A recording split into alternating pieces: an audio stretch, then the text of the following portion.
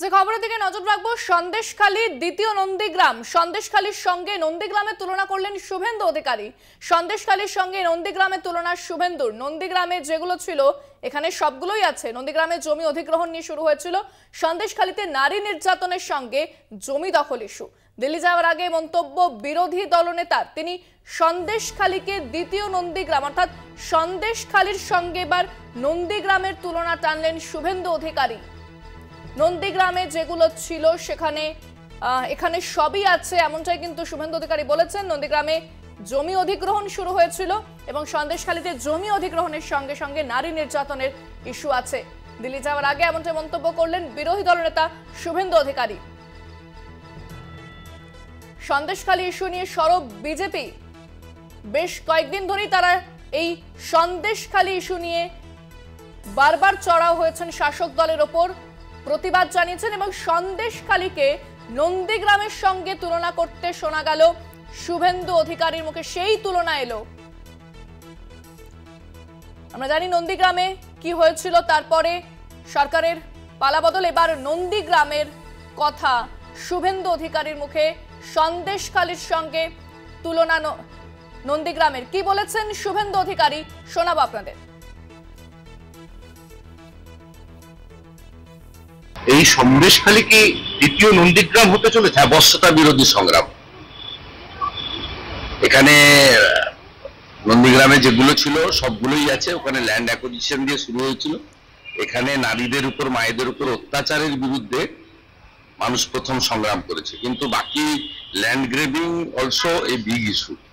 মানে মহিলা নির্যাতনের পরে ল্যান্ড গ্রেবিং, আর থার্ড হচ্ছে যেটা নন্দীগ্রামে ছিল না এখানে, যে গত মমতা ব্যানার্জি ক্ষমতায় আসার পরে 13 সালের পর থেকে ওরা কোনো ভোট দিতে পারেনি, ইভিন লোকসভা বিধানসভাও দিতে পারেনি, কার্ড নিয়ে নাও।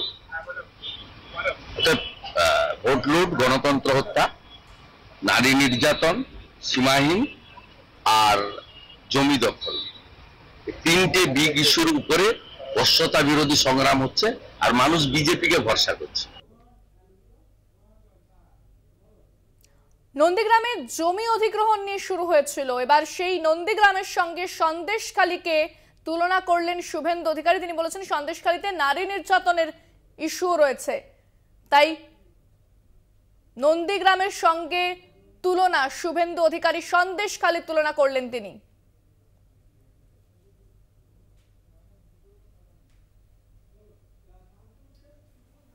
ফোনে রয়েছেন তৃণমূল মুখপাত্র শান্তনু সেন, আপনাকে স্বাগত জানাবো।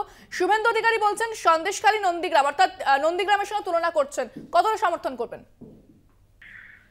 প্রথমত মহামান্য আদালত যখন বলেছে যে মণিপুরের সাথে সন্দেশখালীর কোনো তুলনা হয় না, ঠিক একইভাবে নন্দীগ্রামের সাথে সন্দেশখালীর কোনো তুলনা হয় না।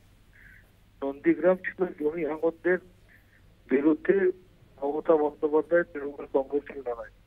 সেখানে সরকারি মদতে সিপিএম এর হারবাদরা পুলিশের পোশাক পরে, পাড়ায় ছুটি করে গণহত্যা করেছিল, সাধারণ মানুষকে নির্মমভাবে হত্যা করেছিল।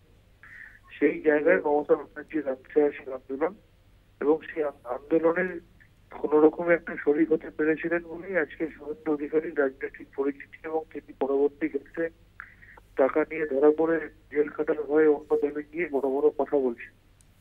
আর সন্দেশখালীতে যে জায়গায় ঘটনা ঘটছে সেখানে তৃণমূল কংগ্রেসের সেই অর্থে কোনো শক্তি নেই। সেখানে বিজেপি এবং সিপিএম মিলে বাইরে থেকে গুন্ডা নিয়ে গিয়ে মিথ্যাচার করে অশান্তি তৈরি করছে। শুধু তাই না, কমিশনের নামে বিভিন্ন বিজেপির পদাধিকারীদের ভারতবর্ষের বিভিন্ন প্রান্ত থেকে নিয়েছে, মিথ্যাচার করা হচ্ছে। কর্মরত পুলিশ অফিসারদের মারধর করে তাদেরকে খালিস্তানি বলে গালাগাল দেওয়া হচ্ছে। তাদের বিধায়ক অডিও ক্লিপিং এর মধ্যে জানা যাচ্ছে তারা নির্দেশ দিচ্ছে যে এইসবটাকে রাজনৈতিক হাতিয়ার হিসেবে ব্যবহার করা হবে, কিন্তু এখানে প্রশাসন নিরপেক্ষভাবে। সেক্ষেত্রে শান্তনুবাবু কি বলবেন? শুভেন্দু অধিকারী নন্দীগ্রামের সঙ্গে তুলনা করে কোনোভাবে জনমানুষ একটা অন্য ইঙ্গিত দিচ্ছেন এবং সরকারের উপর কোনোভাবে চাপ দেওয়ার চেষ্টা করছেন।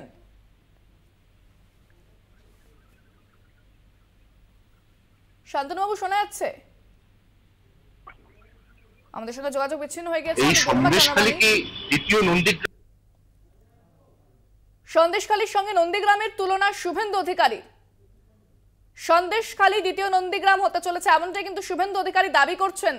নন্দীগ্রামে তিনি বলেছেন যে নন্দীগ্রামে জমি অধিগ্রহণ দিয়ে শুরু হয়েছিল, সন্দেশখালীতে জমি অধিগ্রহণের সঙ্গে সঙ্গে নারী নির্যাতন ইস্যু রয়েছে। দিল্লি যাওয়ার আগে এমনটাই মন্তব্য করেছেন শুভেন্দু অধিকারী।